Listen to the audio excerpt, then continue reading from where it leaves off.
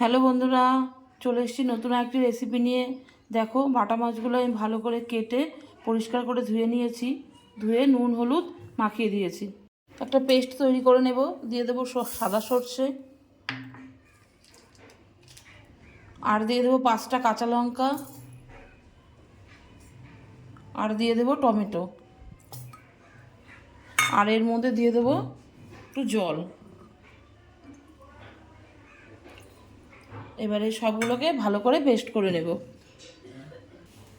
Gas ধরিয়ে কড়াই বসিয়ে দিয়েছি। এবার দিয়ে দেব তেল। তেলটা গরম হয়ে গেছে। এবার আমি এক এক করে দিয়ে দেব মাছ।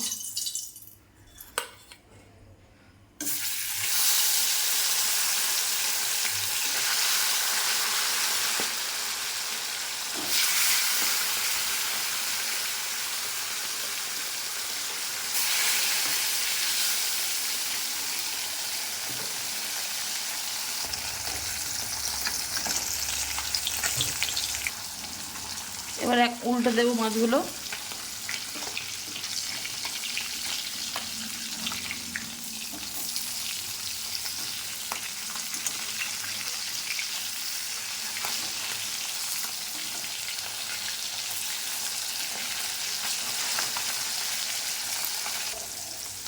এবার নামিয়ে নেব আমি। ভাজা হয়ে গেছে মাছগুলো।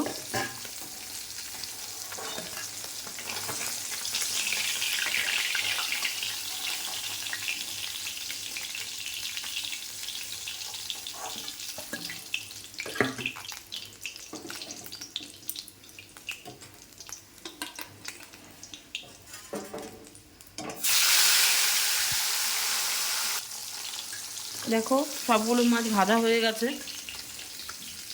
তুলে নেব এবার আমি। ওই মাছ ভাজার তেলে দিয়ে দেব কালো জিরে,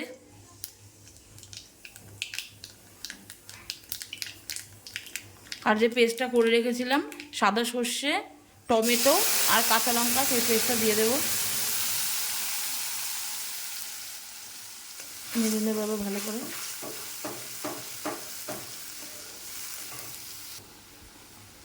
ভালো করে মশলাটা কষিয়ে নেব।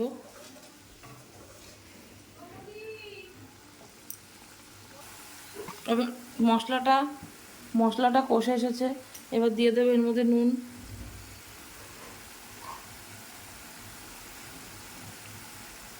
আর দিয়ে দেব হলুদ গুঁড়ো,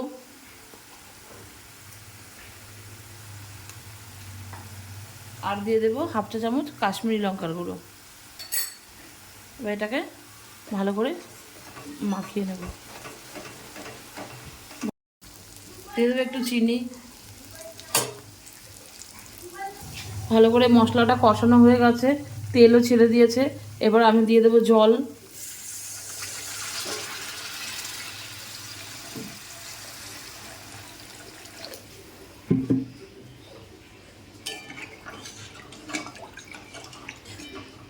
এভাবে এটাকে একটু ফুটতে দেব।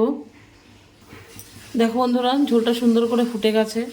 এবার আমি দিয়ে দেবো এর মধ্যে মাছ।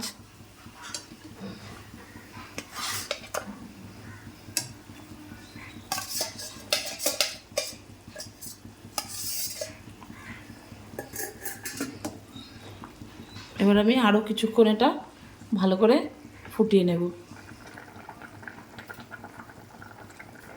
দেখো বন্ধুরা, গ্রেভিটা অনেকটা টেনে এসেছে। এবার আমি এর মধ্যে দিয়ে দেবো ধনেপাতা কুচি, আর দিয়ে দেবো 2টো কাঁচা লঙ্কা চিড়ে। রেডি হয়ে গেছে এটা আমার। এবার আমি এটাকে নামিয়ে নেব। নামিয়ে দেবো এবার।